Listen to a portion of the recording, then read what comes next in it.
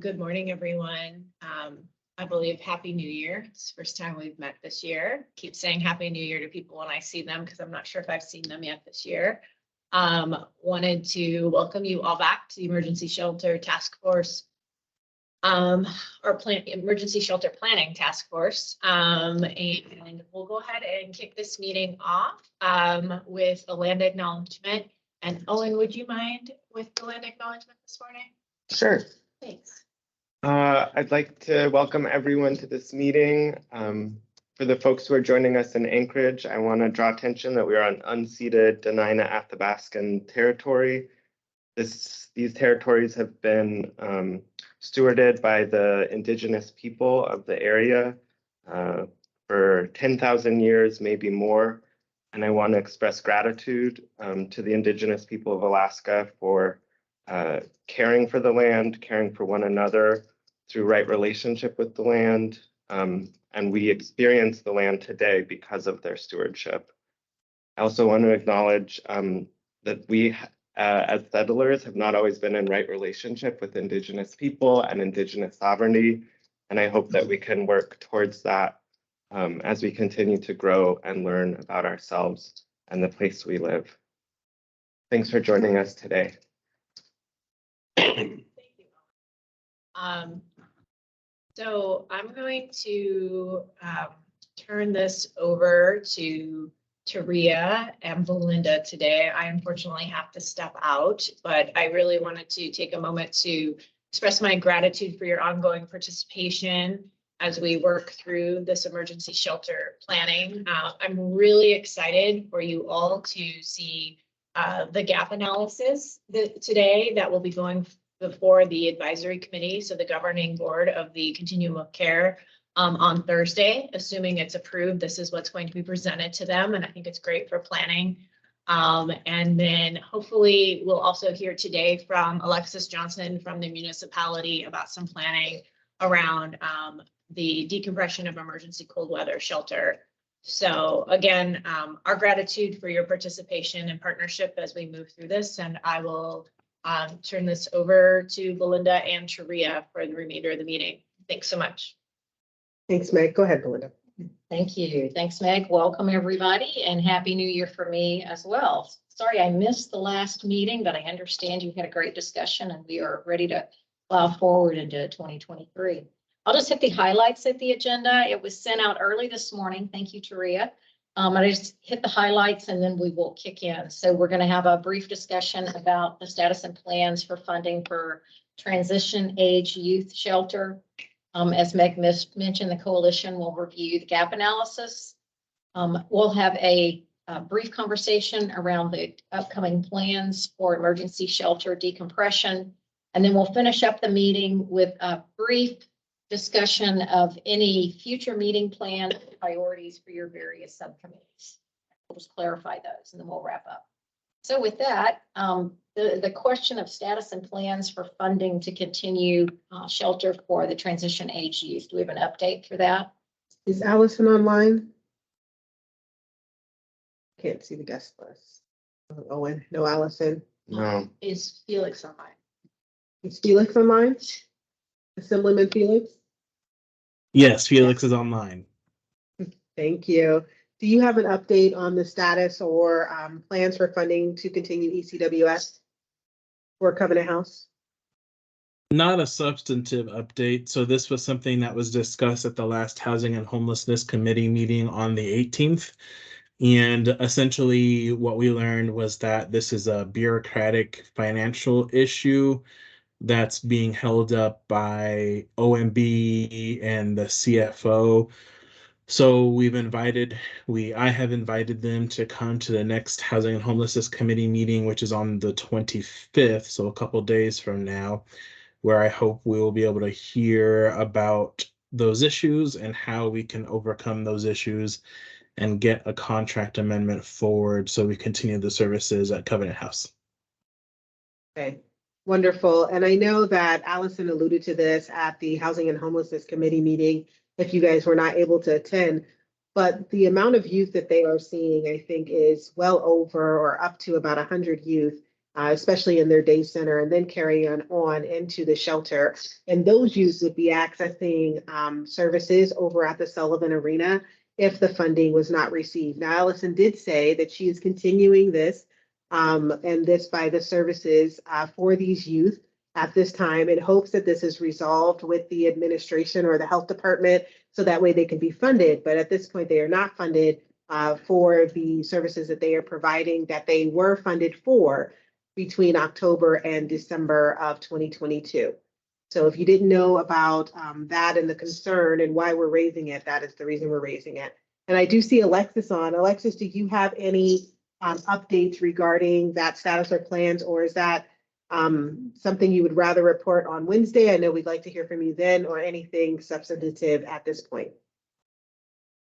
Yeah, thank you for the opportunity, Turia. Tomorrow morning, we have an internal meeting to discuss how to get through this impasse and to figure out how to use 2022 alcohol tax funding. That has not yet been reconciled, but not to say that it won't. So I'm hoping after tomorrow morning's meeting, we'll have some good news to report for the housing and homelessness emergency meeting on Wednesday. Thanks so much. I'll hand it back to our facilitator. Oh, you're fine. I'm used to facilitating me. I'm sorry. Go ahead, Belinda. Fantastic. Okay, anything else on the transition age youth before I move us forward? Okay, gap analysis. So who is going to be presenting that for the coalition? Yes. And is it easy if I log in and share, or I just emailed you the final one? Is Sure. that easiest? Yep. Okay. So good morning, I'm Celia McLeod. I'm the I didn't get director. it. I got just one sent from, it. Timings are challenging. Probably come through any minute. Okay. Perfect. So I'm Celia McLeod, I'm the Director of Housing Programs and Services at the Coalition to End Homelessness. I'm going to talk a little bit about the gap analysis. The gap analysis is a requirement by HUD to do annually. The goal of the gap analysis is to be able to look at on a very high level the difference between what you have in your community and what your demand is, and calculate what your community needs in order to start to solve homelessness. It's a very simple thing that it seems super easy to be able to do until you actually start to do the calculations. And then it becomes much more complicated to look at.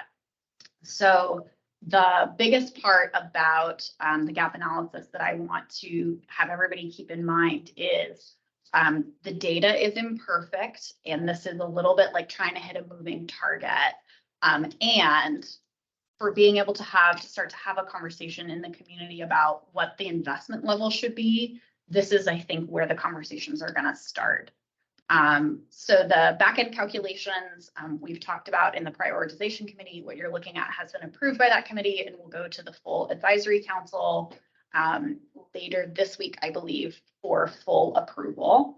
And I think the intention of the prioritization committee is to start to look at this on a more regular and standard basis with updated data.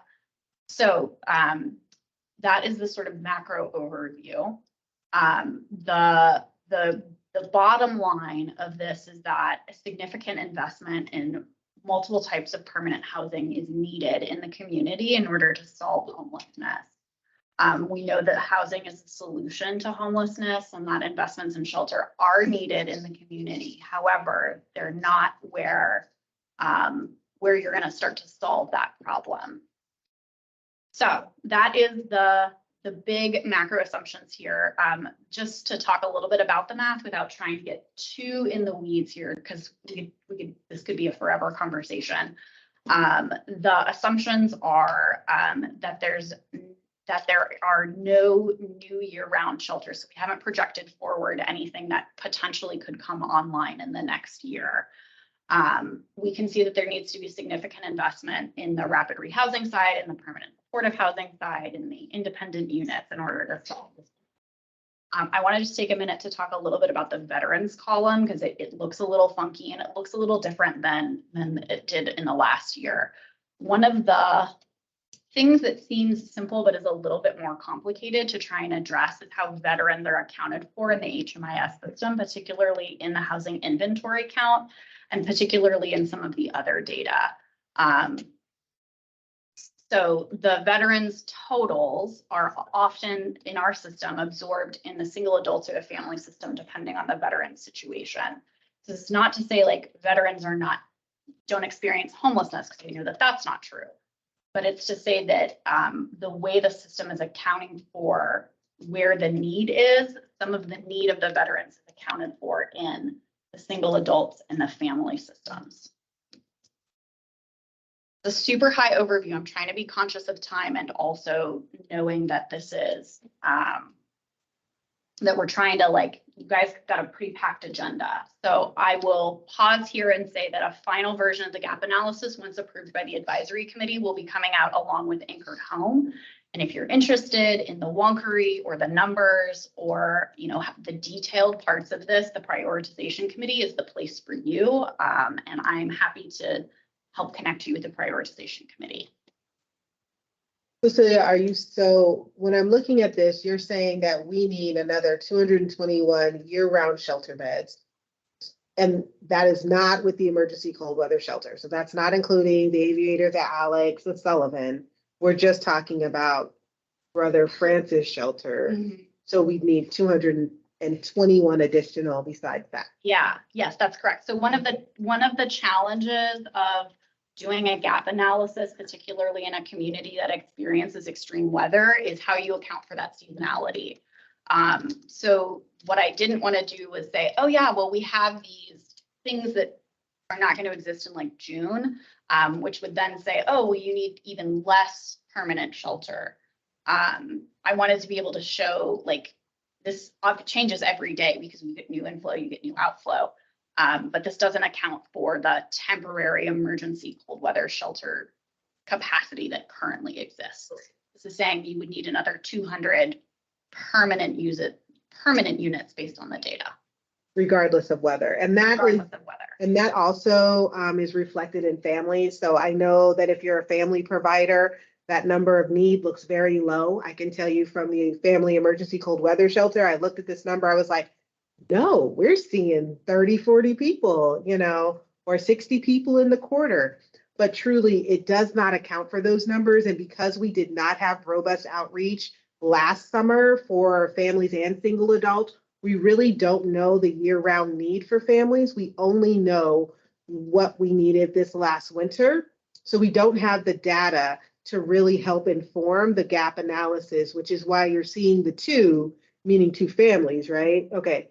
The two versus why you would see maybe more of what we're seeing the need is overall in the system through this winter. So just wanted to kind of make sure everyone had that same understanding. And I think the other one. So there's huge seasonality. So that's a really great point. I'd love to just jump off on that for just a second. Being conscious of trying to keep it all in a reasonable time frame. This is really about what do you need permanently, brick and mortar, year round, regardless of seasonality. If you were to look at this with the current weather that we've got now, and it's snowing this morning, you would need more units. But I think if we're talking about what does the system as a whole need, this is the baseline, and then you also need the ability to flex as the weather changes or as you get different things coming up, a pandemic, et cetera, are happening. We have a question from online. Jessica, if you want to unmute yourself. Thanks, Owen. I'm not sure it's necessarily a question, but just wanting to highlight that if you look at families also, it may say that there's only 2 year-round permanent capacity shelter spaces needed and 6 rapid rehousing, but there's 272 independent units. So if those 272 independent units don't exist, then the families that need those units need shelter or transitional housing. Yes. And that some of those are inclusive of the people in shelter already, which is the 200 or it's not on this page, the number that is the people in shelter already and transitional housing already. But I think that's important to highlight also. that until there are new independent units, the people who need those units need something. That's a wonderful point, and it's incredible. It's highly accurate and very timely.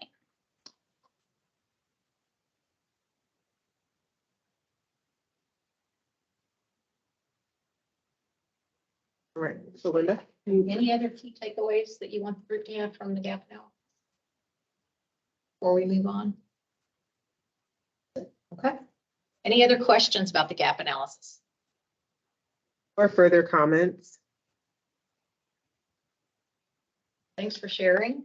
Great concise delivery and good work pulling it all together.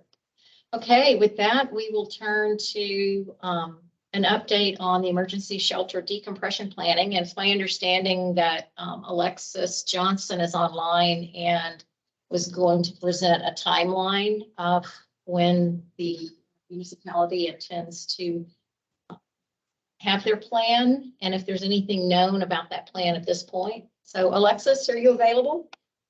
I am. Thanks so much, Belinda. I'm gonna attempt to share my screen so I can show you what I have. Bum, bum, bum. Let's see what I can find. All right. Can you guys see my screen? Yes. Very, very Perfect. little.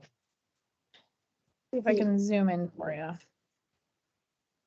Maybe one more time. There we go. Almost. It was close. Is that better? Yeah, that's perfect. Perfect. Okay, so just to give a brief update on the Aviator, that is one thing that we know the timeline for sure. Currently, we have 123 people in 113 rooms. We're not currently evicting people or taking people out of their rooms. They're leaving naturally via attrition, and that's kind of the schedule that we've been on. Just as of the beginning of last week, we are behind schedule. But with no new housing coming on to meet the demand, shelter capacity being maxed out, and the temperatures still, triggered by Title 16, it looks like we are going to be behind the schedule on Aviator rooms just for health and safety reasons. So here is the snapshot. For January, we are supposed to be down to 84 rooms by the beginning of this week. And right now we know that we are at 113 rooms. So that's something we're going to have to address in the coming weeks. Right now, this is my timeline, and I'm happy to discuss with you guys if we think we need to move it up or extend it out a little bit. My approach is to present 3 options to the coalition and to the task force, and basically say, if we have this amount of money and this amount of housing coming on, here's my first plan. If we're behind the 8 ball on housing, here's my second plan, and then ultimately a third plan. And then hopefully the coalition as well as the task force will be able to offer recommendations and requested changes. I'm hoping to do that at the February 6th meeting, if you'll allow me on the agenda. And then I think we will have about a week to process, to digest, to figure out how we'd like to improve after deciding which of the 3 plans we want to move forward with. So we would reconvene the demobilization task force on the 13th for final presentation, approval, and adoption. And then that would allow us to present on the Housing and Homelessness Committee meeting on February 15th. And I would like to sing the same song as far as like the administration and the health department with the task force so that we go seamlessly into a presentation on the 15th. And then I think that day we'll be able to send a finalized copy to assembly members for us to present at a actual assembly meeting, a regular schedule assembly meeting, whether it be on March 7th or March 21st for adoption and approval. So that's all I have as far as the timeline today. If you guys have any recommendations or you want to extend that out or shorten that time frame, I'm happy to hear. So I do have a question and then a comment. Alexis, is there any room for extension at the Aviator to where your timeline could be not as stark for this month? I know that we know nothing is coming on this month. We have heard that already, that January, we are at the same point that we were in December, but just wondering if that's something. Yeah, so our biggest issue right now is going to be the funding. As discussed with the Covenant House emergency cold weather shelter, there seems to be some internal complications coming forward with funding and fund certification, and whether or not we can use and fund certify alcohol tax that has not been reconciled from 2022. I'm hoping to have some clarity on that after the meeting tomorrow, to see if we can use that and if we can fund certify. One of the biggest issues that we're going to be presented with is, in the immediate, people think that, oh, we just have to get through April. Well, the truth is we actually have to fund October through December of the same year of 2023, but we're not that far ahead as far as planning. And so it's kind of this balancing point of, can we fund through April, but also pre-plan for, our next coming winter. And so we're just trying to find a healthy balance, but also comply with code. And so hopefully tomorrow, thanks for allowing me to talk a lot on this. Hopefully tomorrow we'll have some clarity for that. No, we appreciate you talking a lot. It's very helpful because you know exactly what's going on, and we are here to listen. So then I just want to be sure that everybody has the same understanding I have, that the aviator management is not kicking anyone out, that people are not going to be thrown into the streets or be unsheltered, even though the numbers haven't been met. But it is just a clear, like, flashing light that we need to address this as soon as possible. Am I correct? Yeah, you are correct. And my understanding of having met with the hotel property management group, they do not want to kick people out in the middle of winter. They're willing to work with us. The biggest issue is they do want to get paid for helping and assisting. And so we just want to ensure that that money is there, that we will be able to pay with them and to not operate outside of a contract. So it's just a lot of moving parts, but I'm hoping tomorrow's meeting will give some clarity to the situation. Great. And my question is, it's going to be, can we move that February 6th date to the February 13th, because there's a reentry conference in Anchorage on the 6th and 7th, and I would love to have a great representation of our community partners. And if most of them are at the reentry conference, then we might not get the consensus that would be helpful for you in your plan. Yeah, so we can definitely do the presentation of the 3 options at the 2/13 meeting. The issue is that the Housing and Homelessness Committee meeting is 2 days later, and I would want to be all on the same page. So maybe we could convene a emergency demobilization meeting on the 14th, but that only gives people 24 hours. Or if we could push the February 6th meeting to maybe like the 8th or the 9th. Just to shorten that window. I just want to be able to present at the Housing and Homelessness Committee meeting so that that committee can see what's coming down the pipeline. There's also another option too, is if you wanted to, because I know you're on the committee for capacity planning, we will be meeting on the 10th of February to present it to the capacity planning meeting. Garner some feedback. So you're already, a couple of steps ahead by the time you present on the 2/13 meeting, which, even though it's right before, you'll at least have several community members feedback. So you should be, fairly close, hopefully, to a consensus for the Monday meeting. Perfect. So I'll present the first 3 options at the 2/10 meeting, and then we'll reconvene on 2/13. Yes. Perfect. And then also, I believe, and Felix can tell me Assemblyman Felix can tell me if I'm wrong. I like to put a handle if there's a handle. That there will be another Housing and Homelessness Committee meeting. So if for some reason we're not reaching a consensus, then the Emergency Shelter Task Force could convene again on the 20th and then still be really ready and on the same page for the 22nd Housing and Homelessness meeting, if that is the correct timeline for those meetings. And Felix, am I right or am I not? Go ahead. Yeah, so there will be 2 Housing and Homelessness Committee meetings planned for February and March. We can be flexible on when those are. Thanks. So I think we have lots of time. I know what you said, Alexis, and I think we all on the room and online want to be on the same page. So it seems like we have a really good plan about how we can at least hear the information ahead of time and really work out those kinks before it goes forward.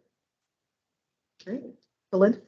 Sorry. No, this is a good discussion. I appreciate the timeline, and we've landed on a calendaring that works. I just want to hear some conversation to clarify what the role of the task force is with respect to establishing the demo plan. And I think you guys maybe have had some questions or want to provide some feedback to the group.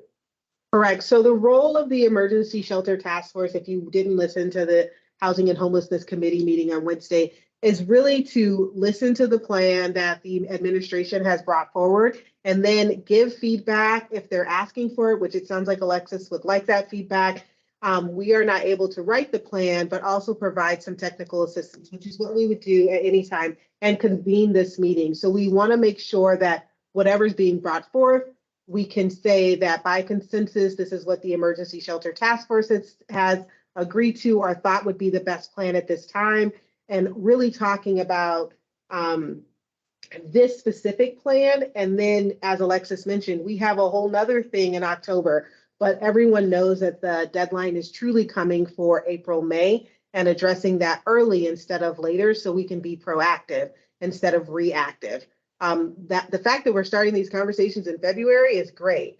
And again, as we talked before, starting 90 days before would be ideal. So we really should have probably started in like December or so. But even starting in February, it gives us a chance to really make sure that we're making, you know, those best decisions and seeing whatever options are coming forward. And Alexis is best placed because she knows about the funding aspect and how we can leverage other items to make sure that this is successful for those who are experiencing homelessness. And I mean, I think that's why we're all here. It's for those that are in the shelters. So that's kind of what our role hopefully will be. And of course, as usual, if the task force does not come to a consensus, then we can just, you know, say we haven't come to a consensus, that we need more information as we've done in the past. And I'm not sure who will write it up, but somebody better than me will write up whatever the consensus is from the task force as we did previously. Any questions or comments on that? Is there anything else around the topic of decompression planning that anyone wants to bring up?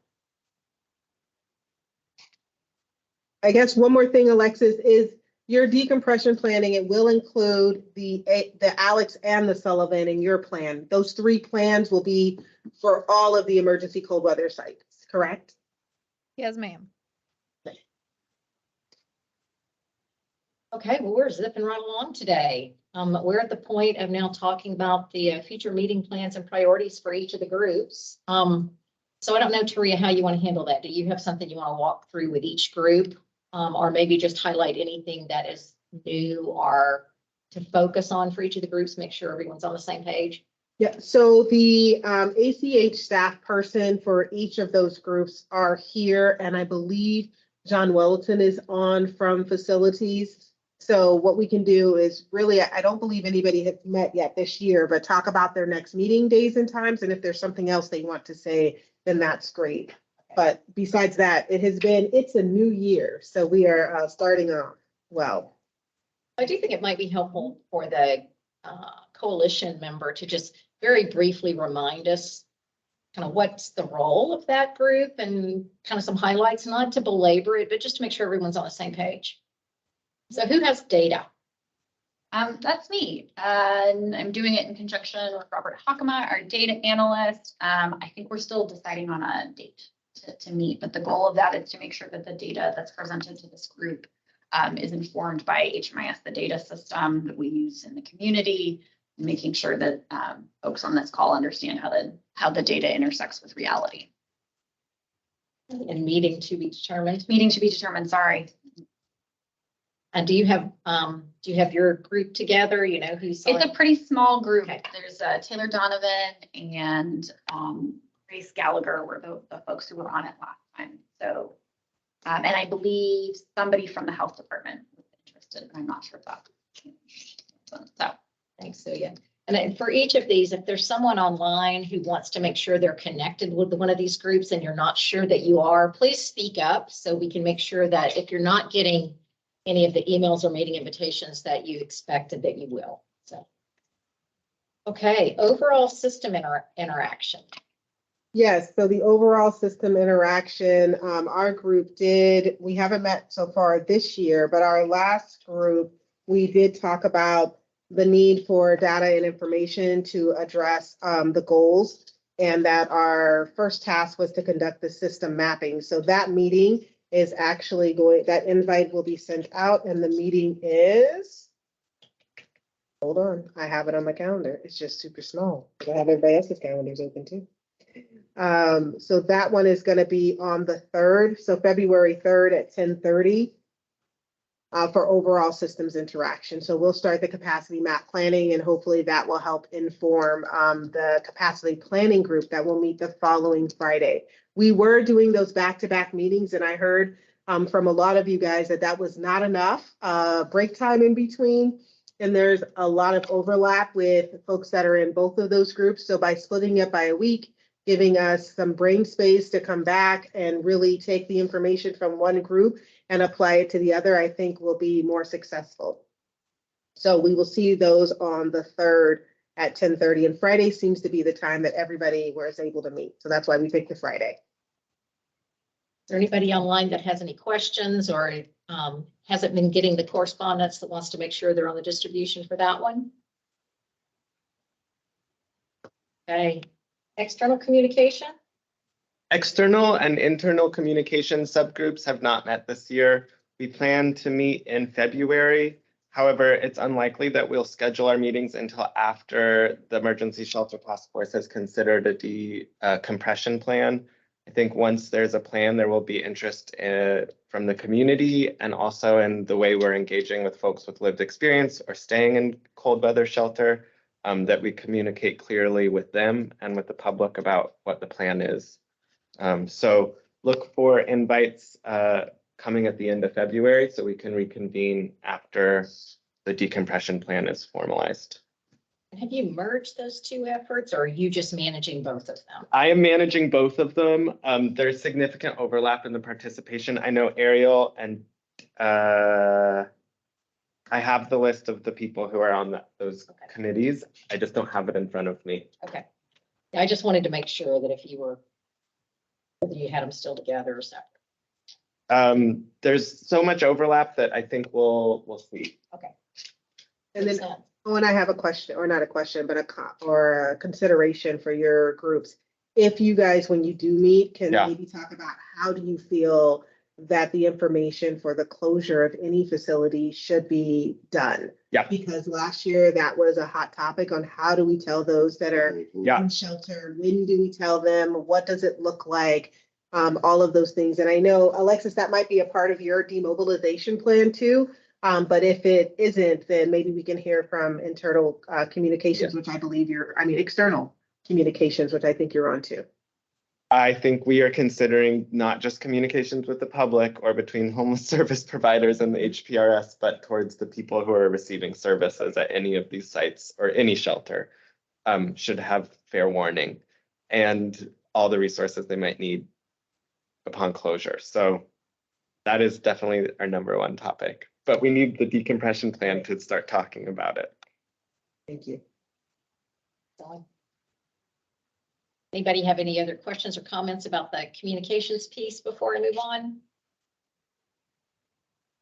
Okay, facilities. John, are you online? I think I saw your name pop up. I think I'm online twice. Between my phone and my computer, I can function here.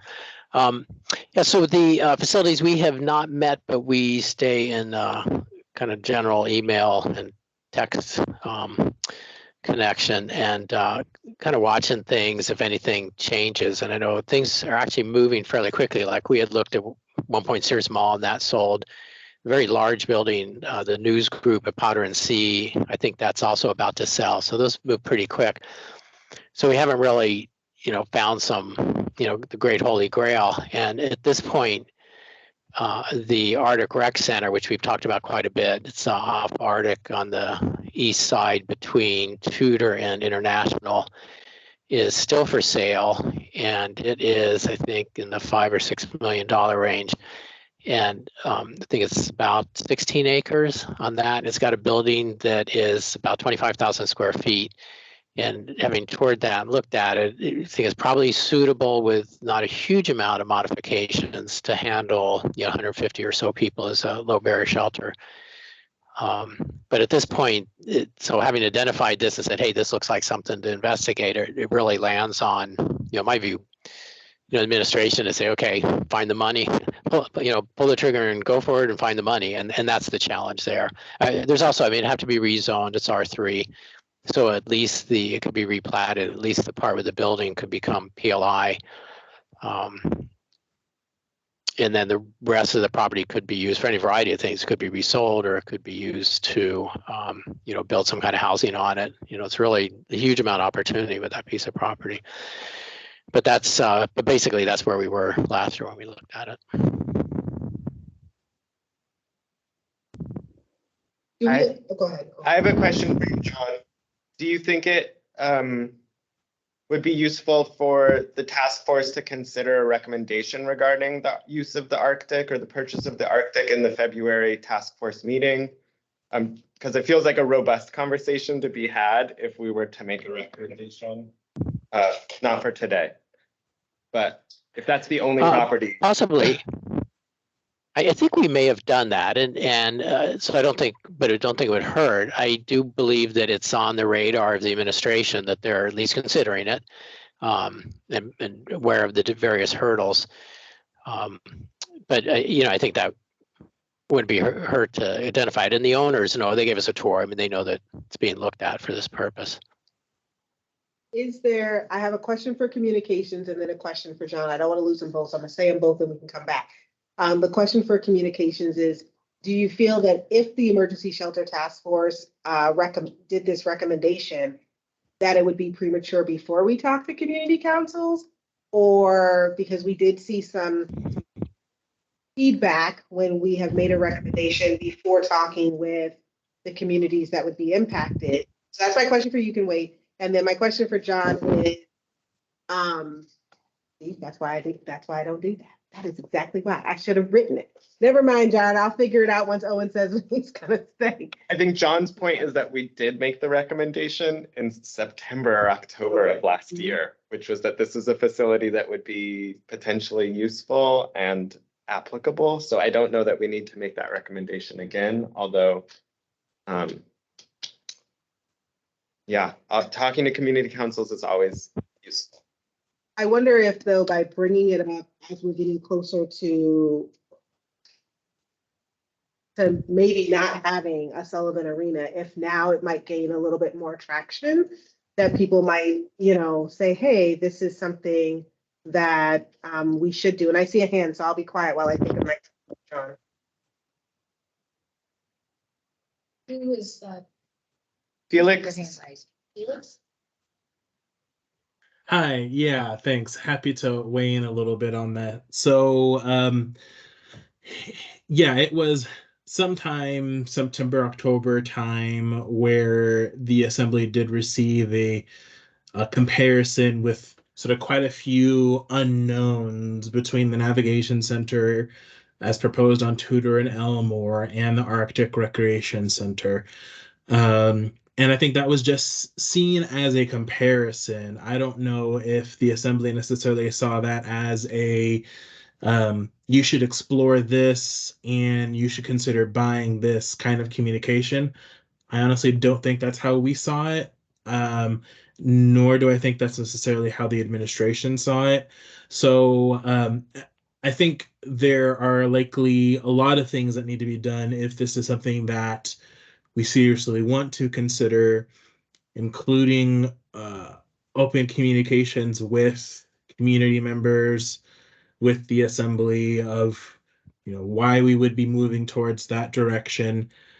So if that is something that is of interest, it will require considerable work before we consider it, because if you look at comparables, we have asked for considerable amount of information regarding other projects before we fund them, and I think this would likely be comparable. So Felix, do you feel that the Assembly Administration need an update from this committee and something closer to a formal recommendation on the Arctic Rec Center? I'm trying to make sure we're understanding that if there's something being asked for, that we can make sure we're working on it. Yeah, I mean, certainly if this task force wants to make a formal recommendation that the administration, that the municipality as a whole, the administration and the assembly, sort of formally move forward with considering this as an option, I think that would be beneficial. At the same time, any other possible options that you think we should consider as well should be brought forward to us. But it seems to me like this is the one that's being honed in on pretty specifically. Are there any objections from task force members to put it on the agenda at the next February meeting to kind of discuss? I don't even know if you need to do that. Okay. I think per Meg, because we discussed it in November. Yeah. If no one objects, then, Yeah. because all we're saying is, please look into this more in depth, because we've done this or the facilities task or subgroup has done this analysis and comparison back in October, September.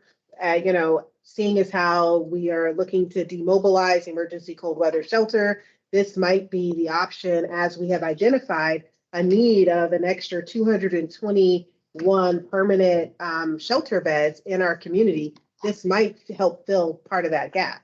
Is that, and Owen is communications or director of external communications, so he's going to word it better than I can possibly word it. But do you think that might work, Owen, to be able to say that if no one objects? Yeah. John, you okay with that? John has his hand up. Go for it, John. Sorry, other phones ringing. Yeah, I think that's fine. It would be if there were specific features, Felix, that you would want in an analysis, that would be helpful. And you could just email me or call me. And regarding if you go to the community councils, let me know, because I own a piece of property not too far from this. So I'm in that Taku Campbell Community Council. I'm happy to go to that. And then this, I think when we had presented this before, it wasn't necessarily an either or for Tudor Elmore or this. It was, having, shrunk the maximum size of the Tudor Elmore, that it implicitly says we probably need 2 low barrier shelters. So we should keep the idea of both kind of in our minds as well. And I think I do hear you, John, and as we look at the gap analysis, and we know there's a delta, but the gap does talk about like 220, which if we're looking at it, it's really, I think, 1 low barrier shelter when we bring on the housing that is coming forward this later in a couple of months. So we know it's coming. I wonder if, I'm looking at Owen to try to make my comment, but he might have it before me, or maybe Belinda, but I think it sounds like we can still put, that's what I was going to say, still put it on our agenda to look at whatever extra information that Felix wanted, like whatever package John is going to present about the facility, we can still look at that for our 13th meeting here on our agenda too. Yeah, before we would present anything to the homelessness committee, I'd like the task force eyes on it and agreeance that is something we can submit. Okay, so we'll make sure it's on the agenda for February 13th. And then, John, it would probably be helpful to get some information in advance of that meeting provided to folks on the broader task force as appropriate as well. John, I will reach out to you and coordinate some times that we can connect before the 13th. Sure, that'd be great. Thanks. Okay. Anything else on facilities and site assessments? Just when you thought you were done, John. They just took a You break. can't get rid of me, Belinda. Okay, capacity planning. So capacity planning will meet on the 10th at I said it earlier, now I will find it again. The 10th at 10:30, that's February 10th. And so we will be really looking at taking that system map, whatever we have available at that point, melding it with the demobilization plan or recommendations from Alexis and the health department, and then moving forward, because what we already discussed was more like HMIS and data and getting those questions back, and how the data and compliance issues that may be going on are assisting in our overall capacity planning throughout the system. Like, where are we missing numbers as far as like unsheltered or families, or those that are currently entered into emergency cold weather shelter, but then they might leave or go somewhere else. So where are those gaps at? That's where we were last time. So we will continue our conversation on data, and then just move that into with the system planning, and then add the demobilization plan. So I expect it to be a hefty meeting, and we will not get everything done in one meeting, but then we can make our schedule for the rest of the month. So that is capacity planning. Anybody have any questions or comments on the capacity planning work? We are extremely efficient today with this meeting. Wrap up and next steps.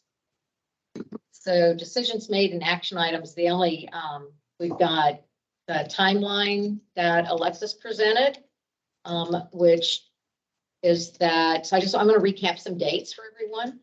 So Alexis will present to the February 10th Capacity Planning Committee with the proposed demo decompression plan. This committee will meet again on the 13th. There'll be an opportunity then to provide any other recommendations or feedback to Alexis, which will then feed into the presentation to the Housing and Homelessness Committee on the 15th. You have a overall system interaction meeting on the 3rd, and confirmed a couple of action items for the facilities group led by John Weddleton around trying to potentially formalize a recommendation on the Arctic Rec Center or any others for the municipality. And we've got some background discussions going on in support of that. Okay. I think we have said that future meetings, we target an hour, and based on today's meeting, that seems completely doable unless there's something really meaty that shows up on agenda. And I would say if something like that happens, just let me know. And we're gonna keep the meeting on calendars, I think, for an hour and a half. But we'll guide agendas to try to hit an hour. So next meeting of the full group is on February 13th at 11:30. Will still be a hybrid meeting, either meeting here at the coalition or via Teams link. We do have recordings of these meetings. They're not being posted publicly as they were before, but there were links that are provided to the data. I know there was a issue with the link that was in the agenda today. So tell us what the story is. I actually have an update from Sasha, who's our comms director. They are posted on the Emergency Shelter Task Force landing page on the ACH website, so I can put that link in the chat. And they are on our YouTube, but they're only searchable by link. So you got to have the link to find it on our YouTube page, but we are trying to share them publicly so anybody can hear what conversations we're having about this. So if we go to the same website that we were going to before, the Yeah. links will be there. Yeah. You take the link to YouTube. Yes. And you can watch. It is So you don't really want to do it, but you can. and they'll be in the agenda. So on the 13th, the link will be in the agenda, and it should work. Okay. Sounds good. Okay, anybody have any other questions, comments, or final statements for the good of the group? Right. Well, I'm going to give you back about 38 minutes to your day. So thank you all very much. Thank you. We'll see you in a couple of weeks.